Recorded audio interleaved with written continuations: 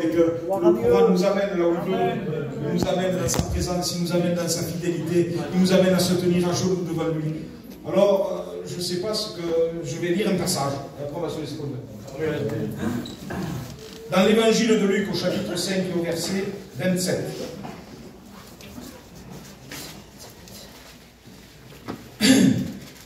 Après cela, Jésus sortit et vit un publicain nommé Lévi, assis au lieu des péages. Il lui dit, suis-moi. Et laissant tout, et se leva et le suivit. Lévi lui donna un grand festin dans sa maison. Amen. Un publicain, c'était, on va remettre les choses dans son contexte, un publicain, c'était un collecteur d'impôts, c'était quelqu'un qui travaillait au service des Romains. C'était quelqu'un qui, lui, il était juif, il s'appelait Lévi, don de Dieu.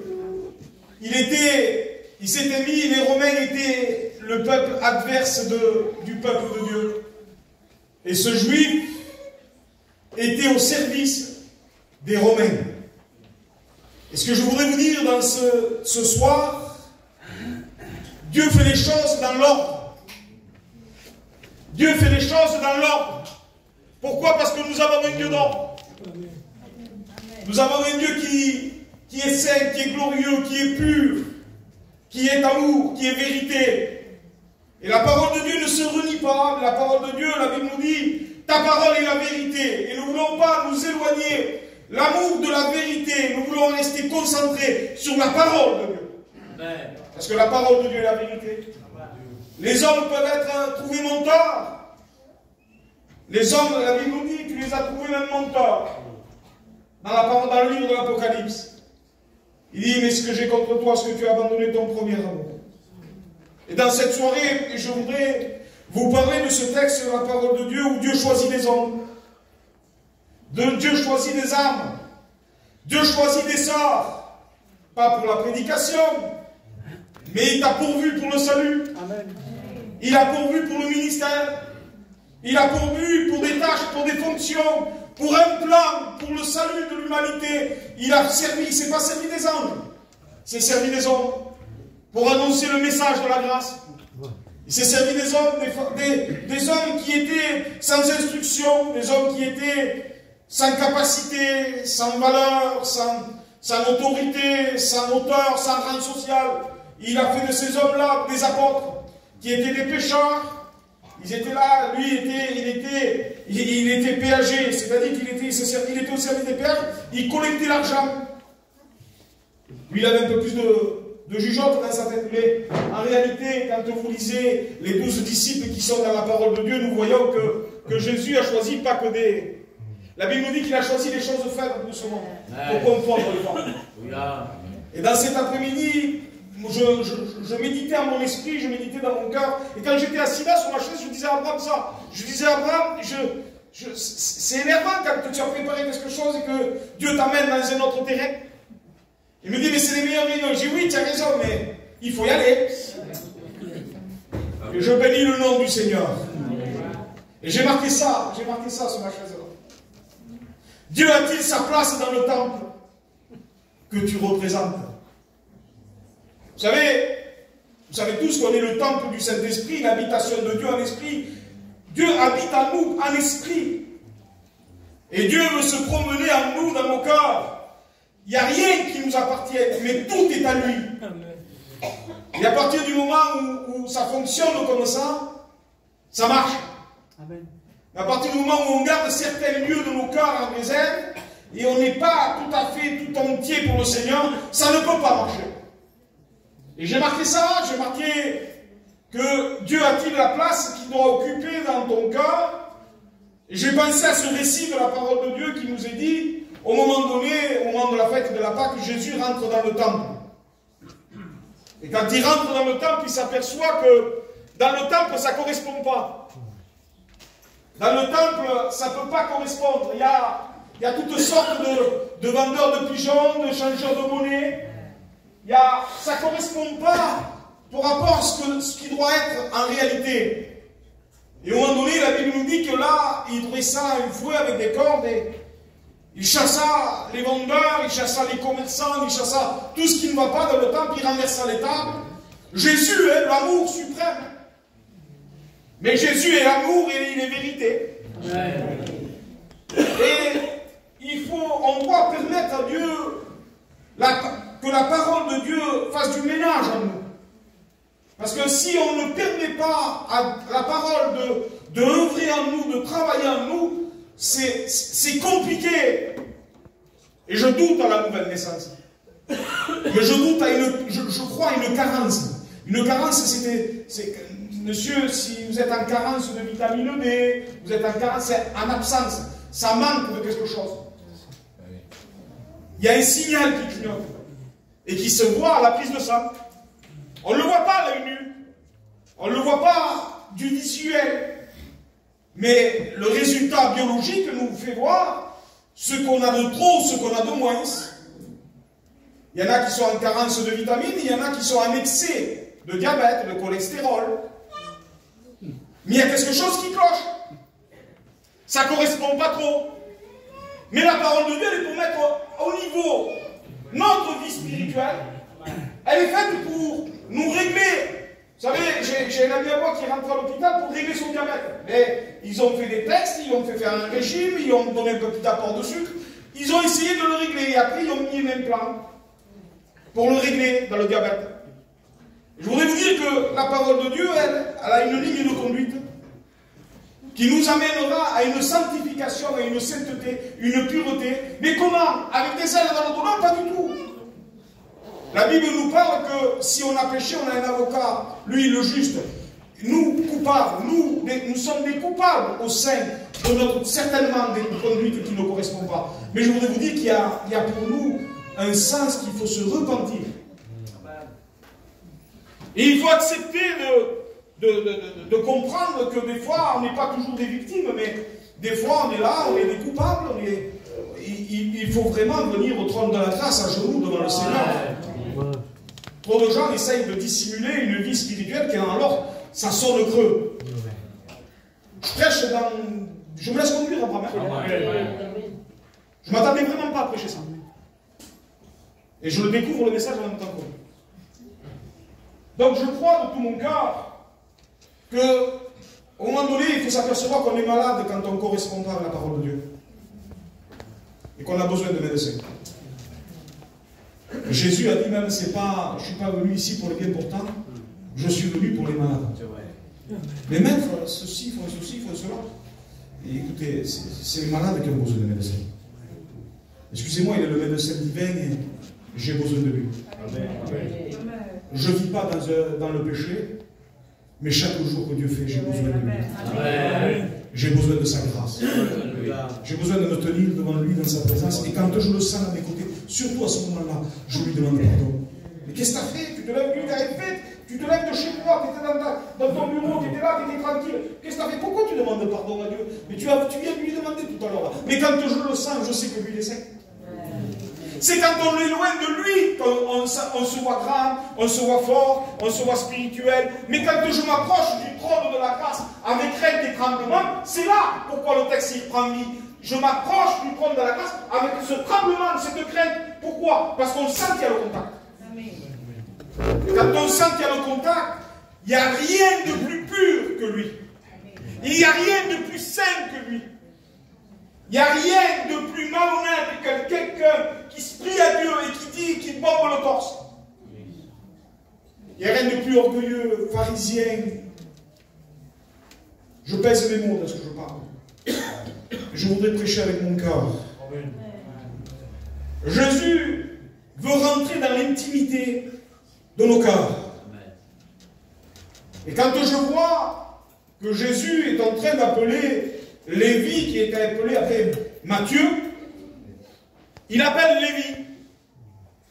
Et excusez-moi, on appelle les gens et on appelle, des fois, s'il y a des appels au ministère, il y a des appels au salut, il y a des appels dans l'œuvre missionnaire, il y a des appels à l'œuvre de l'aumônerie, il y a des appels pour jouer du piano, il y a des appels pour chanter à la chorale. On ne fait pas n'importe quoi, on a un Dieu d'ordre. Parce que regardez, à un moment donné, regardez si on a un Dieu d'ordre, il y a la multiplication des pains, Et Jésus dit qu'il se range par rangée de 50. Pourquoi rangée de 50? Il se range en file d'attente ou quoi? Non, non. Le Seigneur, il est un Dieu d'ordre et non de désordre. Et quand on comprend cela, je vois Lévi, il est là. Lévi, il est publicain. Et au moment donné, il a un appel de Jésus. Et toutes les personnes qui étaient appelées par Jésus obtenaient une guérison, un miracle, un recouvrement de la vue, un paralytique qui marchait. Lévi, il n'est pas une firme. Il n'est pas chrétien. Il n'est pas disciple du Seigneur. Il est appelé. Qu'est-ce qui s'est passé? Il n'est pas baptisé. Il s'est passé quoi? Dieu l'appelle au salut. Et Dieu avait préparé des œuvres d'avance. Et là, il faut qu'il rentre dans le plan de Dieu. Et à partir du moment qu'il faut qu'il rentre dans le plan de Dieu, il est là, il sent l'appel de Jésus. Et Jésus le regarda et lui dit, Lévi, suis-moi. Excusez-moi, mais je le dis ça à Gino, mon frère. Je lui dis, Gino, suis-moi. Il va me dire, où tu vas? Où on va? Il ne pose pas la question. Il quitte son poste de travail. Donc, à quel prix? Il est court le texte. Hein? Lisez-le. Luc chapitre 5, verset 27. Il est très court le texte. Mais quelle richesse qu'on peut en sortir au travers de la parole de Dieu. La parole de Dieu est une perle, elle est un trésor. Amen. Et quand je lisais ça, ça enrichissait mon cœur.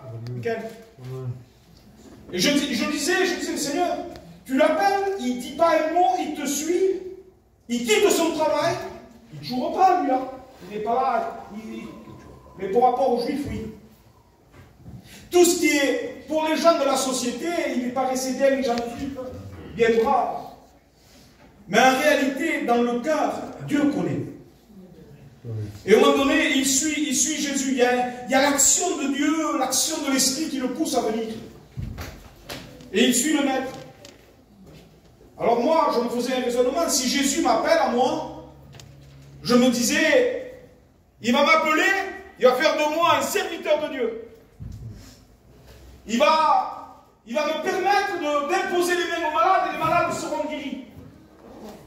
Moi, c'est la question et le raisonnement que j'ai. Je vais prêcher l'évangile, les âmes vont être sauvées par centaines. Béni soit Dieu, c'est des bons désirs dans nos cœurs. Et je voyais Lévi marcher derrière Jésus dans mon esprit. Et au moment donné, Jésus le ramène sur son terrain à lui.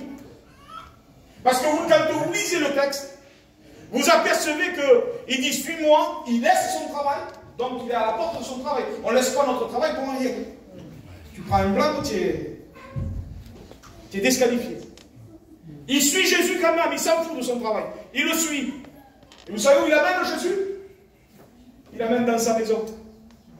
Pas la maison de Jésus, sa maison à lui, la maison de Lévi. Suis-moi, en tête. Je te dis suis-moi et je t'amène chez toi. Qu'est-ce qu'il fait? Je croyais, moi, qu'il allait prier pour les malades, je croyais qu'il allait chasser les démons. Non, non, il vient chez toi. Parce que c'est là que ça se passe. Parce qu'il faut que ça se passe à l'intérieur. Parce que dehors, on est tous là, dans l'assemblée, on est tous des chrétiens. Ça va tout bien. Quand on sort de chez moi, souvenez-vous, Naaman, chef de l'armée du roi de Syrie, il était considéré, il avait la grandeur, il était fort, il était vaillant. Personne ne voyait ce qu'il y avait à l'intérieur. Mais la petite fille d'Israël, quand il pose l'armure, lui, quand il se met à découvert, oh, maîtresse, là, ton mari là, il est malade. Il a la lettre. Oui, parce que qui connaît mieux à moi, qui me connaît mieux que mon épouse? Dans la maison, on le sait comment je vis. Mes enfants, ils savent comment je vis chez moi. Dans le secret, on voit dans quel état on est. Et Jésus veut rentrer dans le secret. Voudrais-tu permettre à l'œuvre de l'Esprit ce soir qui rentre dans le secret de chez toi. Voudrais-tu mettre à découvert ce qui cloche? Les montées de sucre, de diabète. Moi, je te vois assis sur la chaise, tout va bien. Peut-être que tu es en train de faire une hypo. Je ne le vois pas. Mais dedans, il y a l'hypo spirituellement. Ah oui? Jésus l'amène chez lui. Mais il l'amène chez lui, puis je dis, mais pourquoi il l'amène chez lui? Et chez lui, il dit, Lévi lui sert un grand festin. Mais parce que pour le retour de chez lui, vous savez, quand on n'est pas à Dieu, quand on est ou à moitié à Dieu. Ça existe ça, à moitié à Dieu? Ça existe pas? À moitié. Allez, je me dis quand même. À moitié à Dieu. Non, on se permet des fois de certaines choses que ça ne cadre pas. Je ne suis pas encore baptisé, je peux fumer, ou tu es à Dieu, ou tu n'es pas avec Dieu. Ou tu es avec Dieu, ou tu es contre lui. Et au moment donné, Jésus le ramène, mais le paysage ne lui est pas inconnu. Le paysage, il le ramène en direction de chez lui. Il sort du temple, il va chez lui, il sort du péager là-bas, il va en direction de chez lui. En direction de chez lui, l'épicier le connaît. Le boulanger le connaît. Le voisin le connaît. Les conflits qu'ils ont entre voisins, le conflit qu'il a avec le boulanger, le coiffeur, je ne sais pas moi. Lévi, s'il avait un conflit avec le boulanger, mais il suit Jésus, le maître de la Galilée, le Dieu saint, le Dieu parfait, le Dieu qui connaît tout, qui sait tout, il connaît nos cas. Pourrions-nous cacher à Dieu ce que Dieu voit? On ne peut pas. Je crois à l'œuvre de l'Esprit, moi.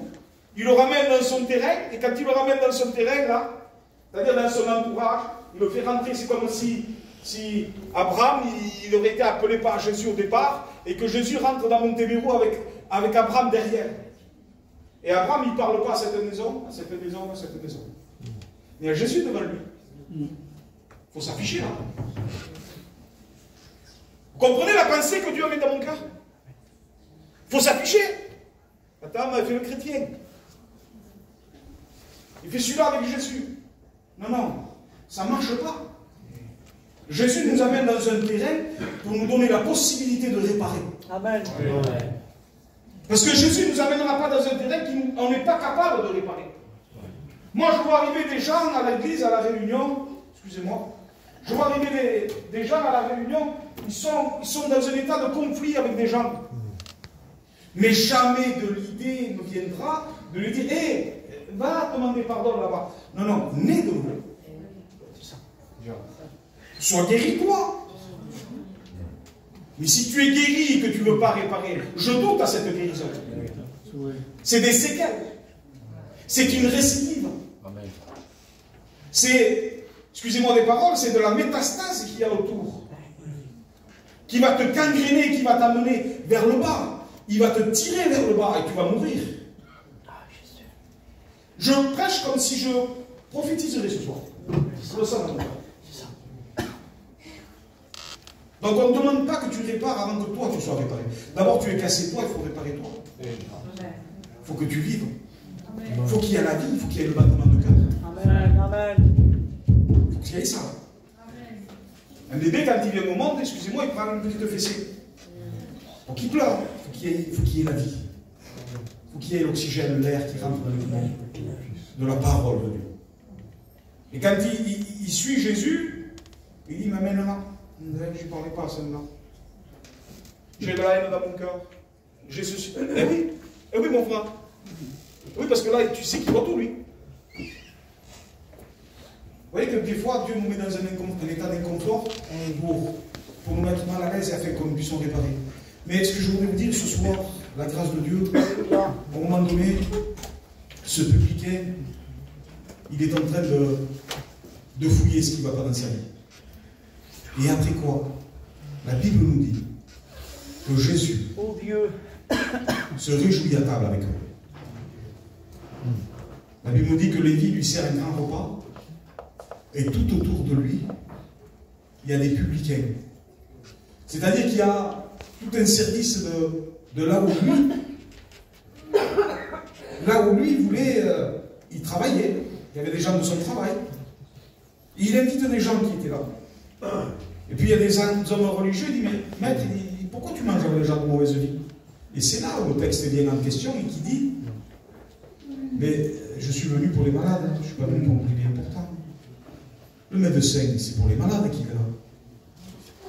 Es-tu malade toi ce soir? Tu comprends ce que signifie, ce que la parole de Dieu veut t'amener? Parce que là, lui, écoutez, c'est qu'après coup, Lévi est devenu Matthieu, et que l'évangile de Matthieu, plusieurs années, 30 ans après, a été écrit. Mais après, Matthieu est devenu le disciple du Seigneur. Il a des projets de paix, le Seigneur, pour un homme de malheur. Il a des projets que lui-même, tu es loin de l'imaginer. J'ai vu, Dieu m'a mené dans son terrain, dans certains domaines où je ne comprenais pas, pas plus tard que quelques mois en arrière, où pendant quelques années, on a prêché dans une petite réunion qui était un quart de celle-là. Il y avait des années, 15 ans, de faire des réunions là-bas. Au moment donné, il y avait comme un lassement dans mon cœur. Je dis, Seigneur, je vais laisser la place. Je ne voyais pas, je voyais un certain fruit, mais Seigneur, le Seigneur m'a dit non, stop, arrête. C'est là. Et au moment donné, Dieu parle à mon cœur. Et il me dit comme ça, comme ça, comme ça, comme ça. Je dis, Seigneur, tu me donnes à avoir la prière de l'audace de la foi. Et c'est ce qui s'est passé. Jean. Les frères et sœurs, Dieu a préparé des œuvres pour chacun d'entre nous. Et nous sommes heureux, pourvu que nous les pratiquions. Au moment donné, si j'aurais le temps d'exprimer, il m'a dit que c'était une réunion de prière. On va prendre 5 minutes, on va prendre.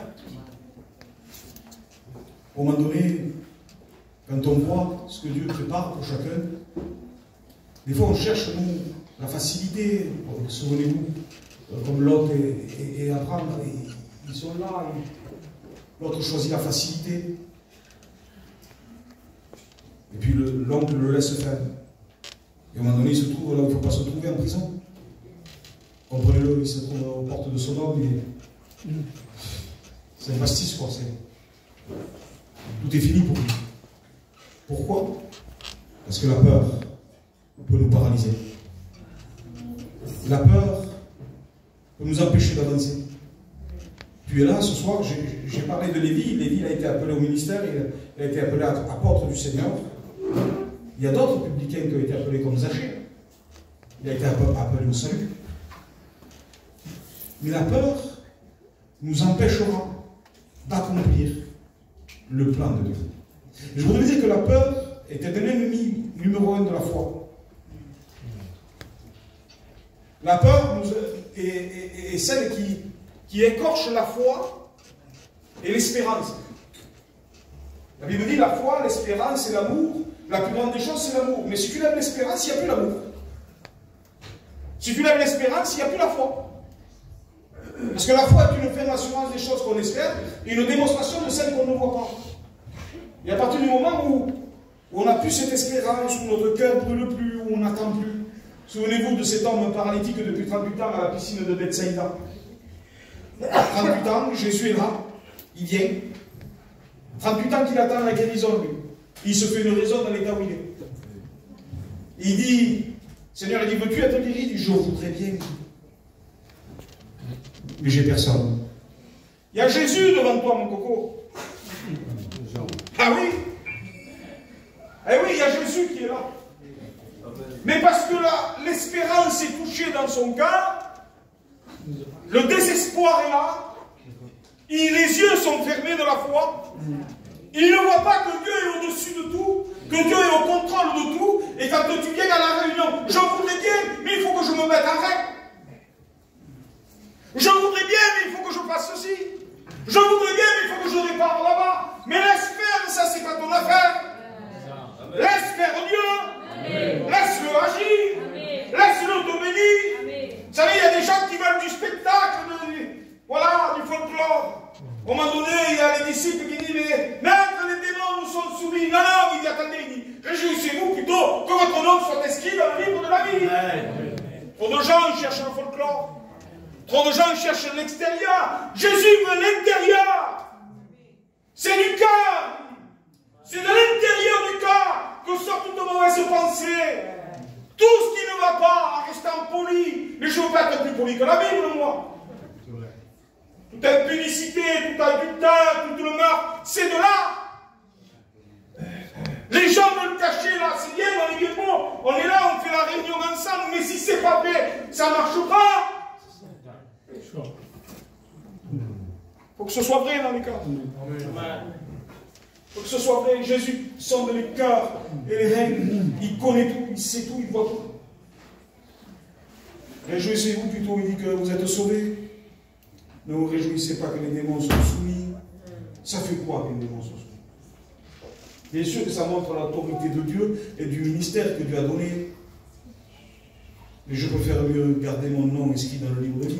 Je ne veux pas brader ce salut, je ne veux pas que la foi soit touchée dans mon cœur, mais je veux conserver la foi dans mon cœur pure telle qu'elle est.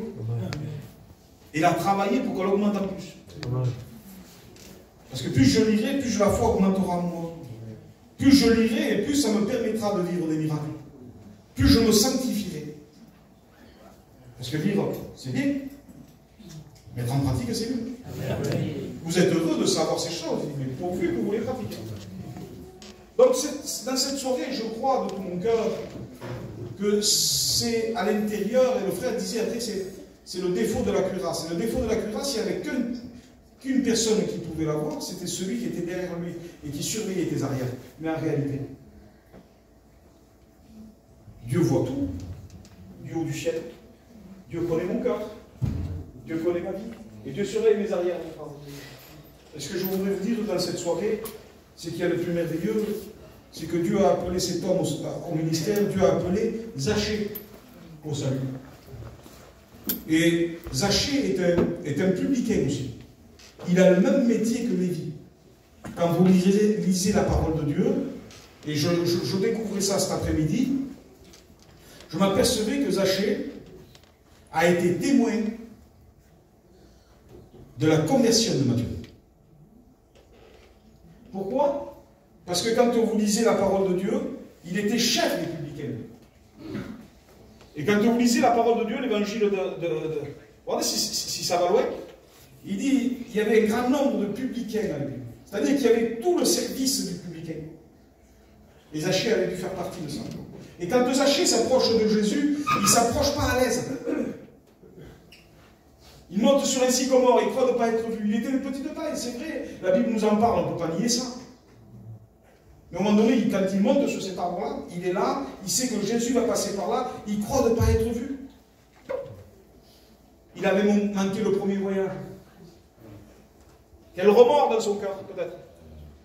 Je ne sais pas, je pense à ça, moi. Quel remords dans son cœur. Vous savez pourquoi? Parce qu'il avait vu. Parce qu'il ne lui demande rien, Jésus, vous vous souvenez, quand il dit si j'ai fait tort à quelqu'un, je lui rendrai le quadruple. Vous vous souvenez de ça? Quand Jésus, il dit Zachée, hâte-toi de descendre parce qu'il faut qu'aujourd'hui j'habite dans ta maison. Vous voyez, il ramène Zachée dans sa maison. Il savait où Lévi était passé. Par là où Lévi était passé. Mais Zachée, attends, tu n'as pas osé de vouloir aller à ma maison. Si j'ai fait tort à quelqu'un, je rendrai le quadruple. Il y a eu une démarche qui a été faite spirituelle. Et Zachée savait où c'est qu'il fallait arriver.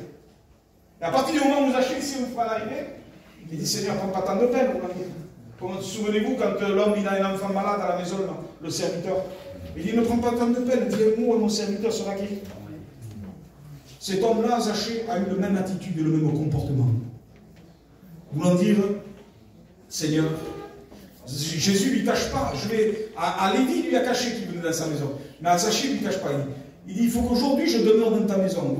Aujourd'hui, je vais rentrer dans l'intimité avec toi et tu vas te séparer de toi. Une fois, tu as manqué le salut, pas deux fois. Dans cette soirée, je crois de tout mon cœur, il y a combien d'années que tu viens en réunion? Combien de temps que tu viens? Tu connais l'évangile. Tu es peut-être plus ancien que moi dans le baptême.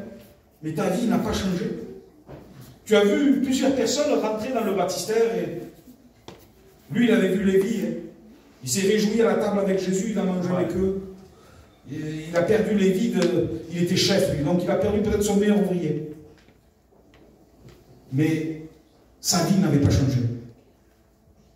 Et à partir du moment où là, il dit tout de même, je vais aller le voir quand même, je vais essayer de... Il monte sur ce sycomore et là il dit, c'est bon, arrête, il faut que tu descendes. Hâte-toi, c'est pour ça qu'il lui dit, fais vite. On perd trop de temps. On perd trop de temps. On écoute la parole, on écoute la parole, on écoute la parole. C'est bon maintenant, viens.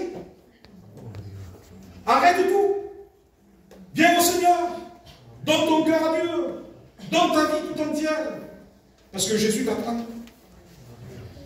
La porte de la grâce est ouverte. Attention, ça va se fermer. Oui. On vit les derniers temps. Jésus revient. Donc à partir de ce moment-là, si tu es encore somnolent comme tu es, que tu es piqué par le venin du péché et que tu restes dans ta position, tu ne vas pas au ciel. Je voudrais te dire, je n'envoie personne en enfer, mais je condamne les actes de refus de la grâce. Moi, je prêche le librement, mais le refus de la grâce te ferme le ciel. Peut-être demain, plus tard, ça va devenir trop tard. Et au moment donné, il dit, si j'ai fait tort à quelqu'un, je rends le cas truc. Et Jésus le regarda et il dit, aujourd'hui, le salut est rentré dans ta maison. Ce que je voudrais te dire ce soir, on est dans l'aujourd'hui de Dieu. Vous savez combien de temps que cet aujourd'hui persiste? Il a été figé depuis la destruction du temple. 2000 ans de la grâce. 2000 et quelques années. Que Jésus a ouvert la parenthèse de la grâce pour bénir ta vie. Ce soir, moi je crois de tout mon cœur que tous les gens, quand Noé a bâti l'arche, sont venus voir. Quand on a bâti l'église, moi, Figueroa, il y a beaucoup des gens qui sont venus voir. Ils rentraient avec une cigarette, ils rentraient. Voilà, ils ne savent pas. Moi, je les laissais faire, je leur donnais un café. Et je revoyais, pendant l'instant qu'on bâtissait cette arche-là, je voyais l'action de Noé. Mais tu es fou, Noé. Ils sont fous, ces chrétiens. Ils sont fous. Pourquoi tu bâtis une arche? Il ne pleut pas, il n'y a pas d'eau, il n'y a rien du tout. Mais pourquoi tant grand? Il y a des gens qui arrivent, moi, quel sel qu'il y a, pour les mariages, ça serait bien. Je vous promets qu'on va parler comme ça. Ça serait bien pour les mariages. Et Patrick, toujours. Et quand je voyais ça, je disais, Seigneur, ils sont rentrés dans les mêmes conditions dans l'arche de Noé. Ils ont visité l'arche comme ça. Tu visites la réunion comme ça. Il y a tel pasteur qui vient. Il y a tel serviteur. Tel guérisseur. Tel orchestre. Et oui, parce que moi je fais une église et là il me dit, tu me parles d'un mariage dans l'église. Alors moi j'essaie de me mettre à la portée des gens de mon peuple. Qu'est-ce qu'ils viennent le voir? Et l'orchestre chantait. Des pasteurs un peu folklore. L'évangile de la prospérité, je ne sais pas. C'est ça qu'on vient voir dans nos assemblées. On oublie que la valeur de la réunion, c'est Jésus. On oublie que là, il dépend de la mort à la vie, tu peux passer des ténèbres à la lumière. On oublie ça. On croit que l'évangile, elle est pour les farfelus, on croit que c'est pour les fous. On croit que c'est pas vrai ce qu'on prêche là. On croit que ce livre serait tortueux, voudrait nous conduire dans le néant, voudrait nous conduire dans des sectes pernicieuses. Voudrait nous dire que ce livre-là est la porte ouverte du ciel. Il est pour que nous puissions être purifiés de notre péché. Il est pour que nous acceptons Jésus dans toute sa grandeur. Il est pour que nous repentons de tous nos péchés. Amen. Et puis il est pour que l'action de l'Esprit nous convainque les cœurs de péché, de justice et de jugement. Amen. Et s'il n'y a pas de conviction de péché dans nos cœurs, il n'y a pas de conviction à renoncer au péché. Pourquoi? Parce qu'il n'y a pas eu cette conviction homme-là que j'étais un homme sale, un homme pécheur, un homme corrompu, un homme loin de Dieu. Et à partir du moment où j'ai senti le pardon de mes péchés, j'ai senti un brisement en moi. C'est là où ça démarre. C'est à partir de ce moment-là que la nouvelle naissance est engendrée. Et j'ai plus besoin d'avoir peur. Je ne pourrais pas faire ça, je ne pourrais pas faire ça, je ne pourrais pas faire ça. Mais arrête avec ça. Tu regardes ton péché et tu le chéris. Il t'entraîne à la mort, à l'anéantissement du corps, dans la destruction de la géhenne. Et quand tu réfléchis à la parole de Dieu, le salaire du péché, c'est la mort. C'est facile à exprimer, hein? Il y a une facilité pour le citer, ce verset. Mais quand on le prend dans le contexte de la parole de Dieu, la paye du péché, pour ce que tu as travaillé, pour ce que tu as consommé, pour ce que tu as regardé, pour ce que tu as fait, t'entraîne dans la mort pour l'éternité. L'éternité. As-tu réfléchi? La position de ton âme? As-tu réfléchi à ce que tu vivais? Je disais ça avec Gino au véhément de notre cousin. Gino, notre peuple est terminé. Notre peuple est corrompu, aveuglé dans le péché. À un moment donné, on voyait passer sur les réseaux sociaux pour les mariages, hein, excusez-moi de l'expression. Interdit la chicha, interdit le ballon, interdit ici, interdit là-bas. D'accord? Aujourd'hui, ça. Il va falloir le mettre pour l'éveillement.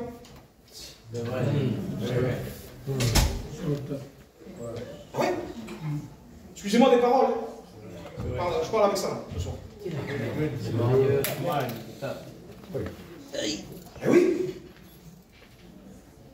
Des hommes vieux, des pasteurs, des petits jeunes comme ça. Voilà les jeunes de là-bas. Ne me parle pas gitan. Hein. Parle-moi américain. Oui. Parle-moi américain. Tout est bouleversé. Tout est détruit. Ça nous ramène à nos valeurs. C'est vrai. Ça nous ramène à nos valeurs. Rien que même si tu ne crois pas au ciel. Ah, de la valeur. Ah, de la valeur. Tu ne crois pas au ciel, toi. Ah, de la valeur. Tu ne vois pas qu'il n'y en a plus. C'est quoi la valeur? Le respect. Il n'y en a plus. Le fils, le petit-fils, le grand-fils et le grand-parent. Tous ensemble, tout pareil. Je ne parle pas d'une chose que vous ne connaissez pas. Je parle d'une chose qu'on connaît. Donc le jour où je meurs, je ne veux pas de jouer dans mon vélo. Je vous le dis maintenant. Vous verrez, pas moi. Pas moi. Je voudrais vous dire ce soir ce qu'il y a d'important dans le Seigneur. Amen. Je veux l'honorer, je veux le respecter, je veux l'honorer. Même si tu as autour de toi des millions et des milliers de démons autour de toi, rien ne t'empêchera de vivre l'évangile. Daniel, ils sont là, on voulait l'empêcher, tu ne prieras pas. Je ne prierai pas, j'ouvre les fenêtres. Vous voudrez me dire que des combats, des luttes, on en a traversé. Des difficultés, des combats, des incompréhensions, on en a traversé, on m'accompagne. Ouvrons les fenêtres. Amen. Direction Jérusalem. On prie le Seigneur. Les forteresses de Satan. Les forteresses de la chair. Parce que la chair aussi est copine à Satan. les forteresses de la chair, la mienne et ceux de mes opposants, devant les fenêtres de Jérusalem. Ne résiste pas. Je crois de tout mon cœur. Excusez-moi, j'ai pris le temps qu'il fallait, c'était une réunion de prière. Mais j'ai pris le temps qu'il fallait. Et j'ai prêché le message en le découvrant comme vous. Et je sentais un feu. Alléluia. Amen.